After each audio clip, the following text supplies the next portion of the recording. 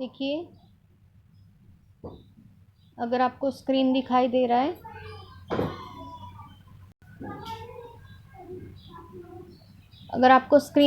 रहा है, तो कमेंट कीजिए।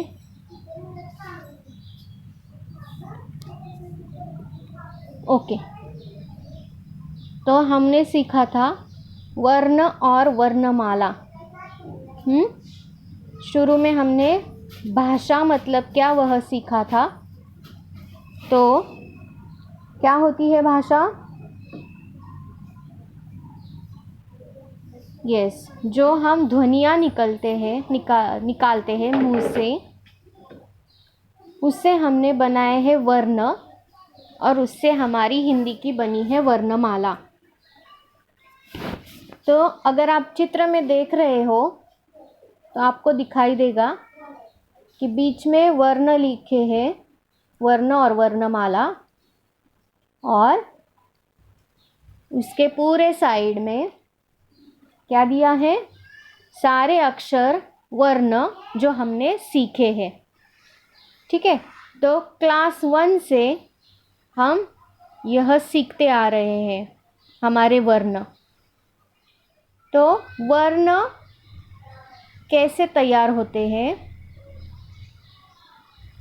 देखिए,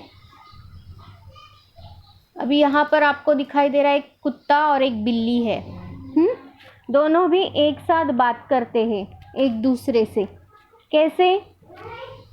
तो वह कुछ अलग अलग आवाज़ निकालते हैं, है ना। अलग अलग आवाज़ निकालने से वह एक दूसरों की भाषा समझ जाते हैं। अगर उनको खेलना है एक साथ, तो वह क्या करते हैं? एक दूसरे से आवाज़ करते हैं, ध्वनियाँ निकालते हैं, और वह एक दूसरे से बातचीत करते हैं। आगे देखिए, कुछ पक्षी है। पक्षी भी क्या करते हैं? अलग अलग आवाज़ निकालते हैं, और आवाज़ निकालने के बाद वह एक दूसरे की बातें समझ जाते हैं। ठीक है, आगे देखिए, पक्षी ही उड़ रहे हैं। यस, अभी यहाँ पर एक और कुत्ता है, और पहले वाले पिक्चर में हमने देखा कि वहाँ पर बिल्ली थी। ठीक है, पर यहाँ पर अभी एक अलग दूसरा वाला कुत्ता आया है। तो इसके साथ भी जो भाषा बोली जाती है वह अलग है। उसकी अलग भाषा है। तो बिल्ली के साथ बोलने वाली ध्वनि और इस फ्रेंड के साथ, यह जो डॉगी है दूसरा, उसके साथ जो बोलने वाली ध्वनि होती है वह अलग होती है इसकी। तो यह जो पशु पक्षी होते हैं वह अपने ही ढंग में ध्वनियाँ निकालते हैं और अपनी भाषा तैयार करते हैं। अभी यहाँ पर नीचे आपको अगर दिखाई दे रहा है तो इसकी भी, यह जो मोटरसाइकिल चला रहा है आदमी, उससे भी अलग अलग ध्वनियाँ निकलती है, पर उसका कुछ मतलब होता है क्या? नहीं, उन ध्वनियों का हमने भाषा नहीं बनाई है उस ध्वनियों की, लेकिन हमारे कान पर यह ध्वनियाँ पड़ती है।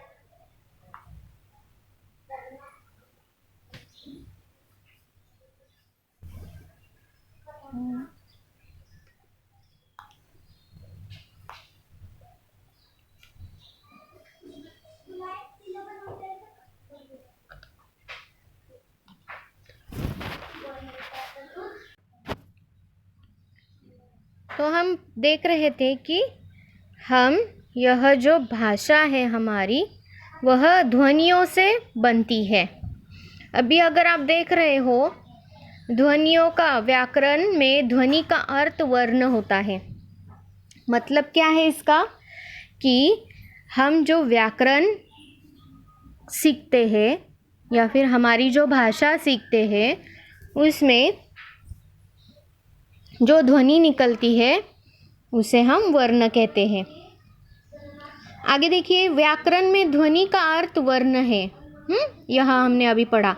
तो कैसे? देखिए, एक आदमी है, वह क्या कर रहा है कि दूसरे आदमी से बात कर रहा है।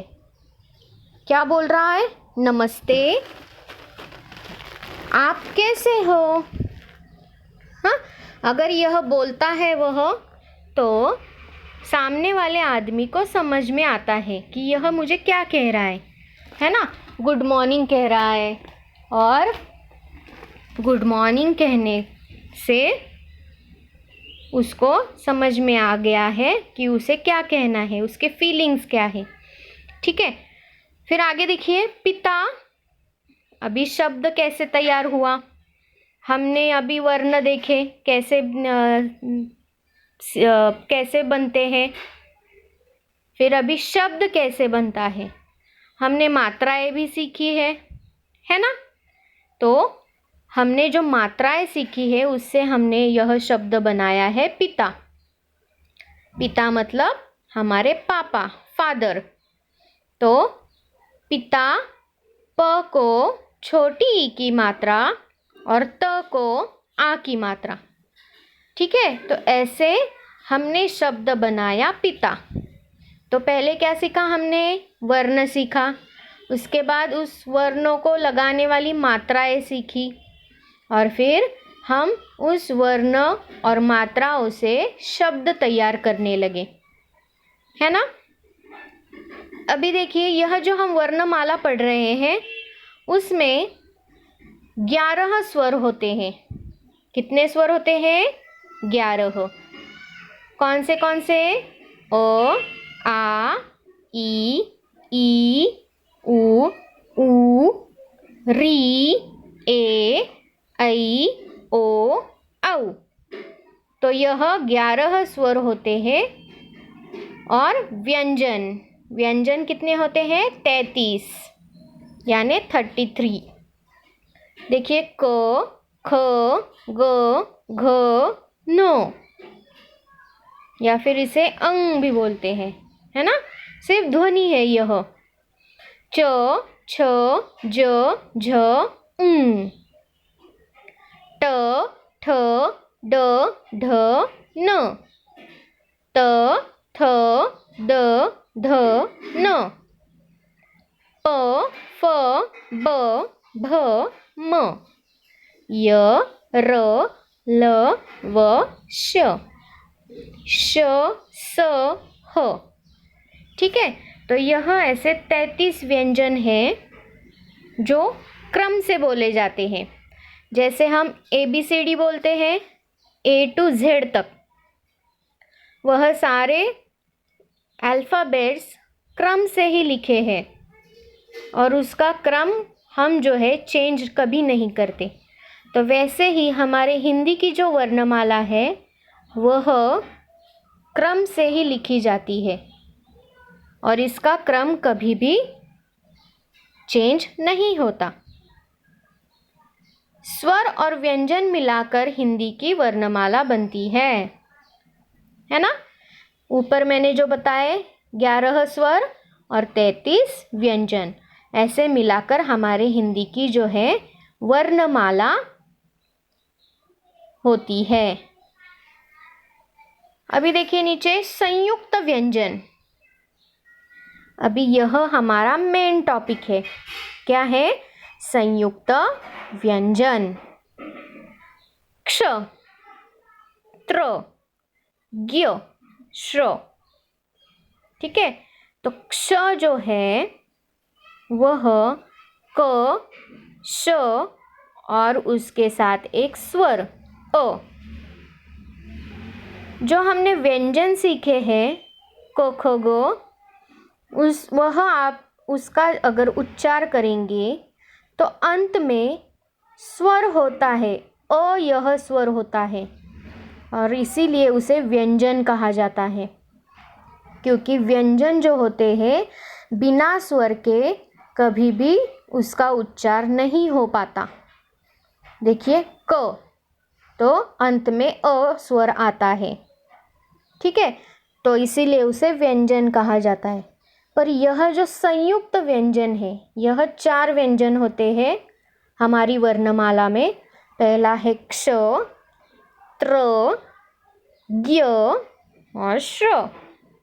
तो ऐसे 4 जो संयुक्त व्यंजन हैं वह हमें आज सीखने हैं, ठीक है। तो क्ष यह जो संयुक्त व्यंजन है वह कैसे बनता है, देखिए क, श और अ स्वर लगाकर, ठीक है। तो ऐसे 2 व्यंजन और उसके साथ एक स्वर, यह क्या हुए 3 एक साथ मिलाकर क्ष यह संयुक्त व्यंजन बनता है। इसीलिए इसे कहा जाता है संयुक्त, मतलब एक दूसरे से जुड़े हुए, जोड़कर, ठीक है। यहाँ पर कितने व्यंजन जुड़े हैं एक दूसरे से, 2, और उसमें साथ ही एक स्वर जुड़ा है। तो ऐसे तीनों वर्ण मिलाकर क्या बनता है, संयुक्त व्यंजन। उसी प्रकार त्र भी त, र, अ, ठीक है, तो ऐसे बनता है त्र। और आगे ज्ञ, ज, अ, या फिर ज्ञ, ज, ज्ञ, अ, ठीक है। ऐसे तीनों मिलाकर बनता है ज्ञ, ठीक है। फिर श्र, श, र और अ, यह तीनों वर्ण मिलकर बनते हैं श्र, ठीक है। तो इसीलिए इसे कहा जाता है संयुक्त व्यंजन। समझ में आया आपको? Yes, very good. तो क्ष से क्षत्रिय, त्र से त्रिशूल, ज्ञ से ज्ञानी और श्र से श्रमिक। तो ऐसे यह 4 संयुक्त व्यंजन जो है वह बनते हैं, इसीलिए इसे संयुक्त व्यंजन कहा जाता है, ठीक है। ऊपर के जो हमने व्यंजन देखे हैं क, ख, ग, घ, उसमें सिर्फ एक ही वर्ण और एक स्वर, ऐसे 2 मिलाकर ही क्या बनता है, व्यंजन। और लेकिन यहाँ पर 2 व्यंजन एक साथ जोड़कर बनता है, इसीलिए उसे कहा जाता है संयुक्त व्यंजन, ठीक है। अभी आगे देखिए, ड, ंड, ढ, ढ, ज, ज, फ, फ। देखिए अगर आप नीचे शब्द उच्चार करोगे तो आपको समझ में आ जाएगा। डमरू पकड़,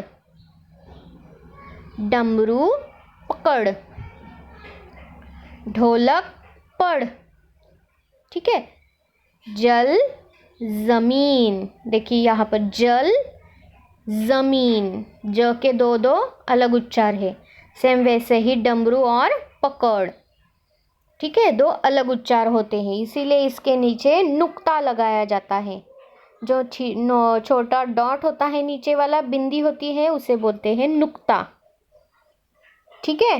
फूल फिल्म, जैसे ही आप उच्चार करोगे आपको इसमें से अंतर समझ में आ जाएगा।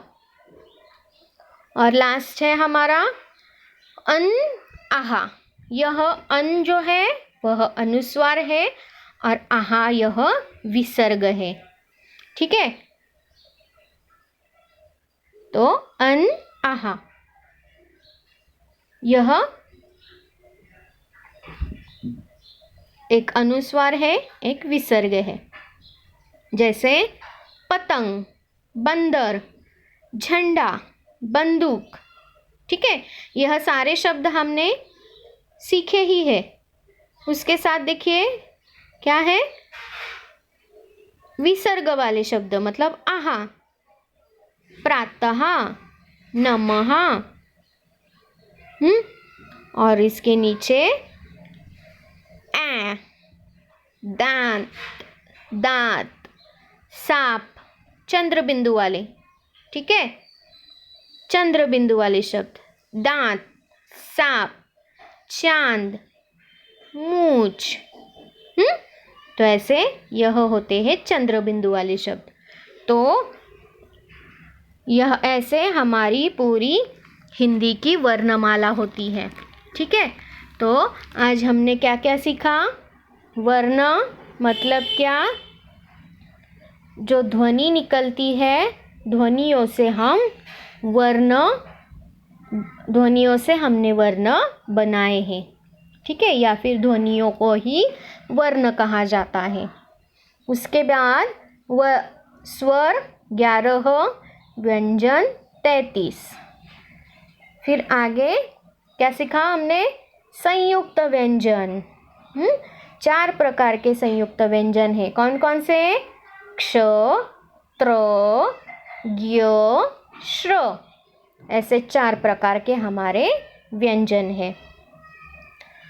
फिर हमने सीखा अन और आहा मतलब अनुस्वार और विसर्ग वाले शब्द, और फिर लास्ट में चंद्र बिंदु वाले शब्द, ठीक है।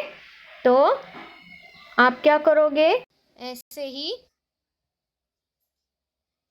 ही आप पूरे वर्णमाला की पढ़ाई करोगे, ठीक है। हम नेक्स्ट ऑनलाइन क्लास में, तब तक के लिए धन्यवाद।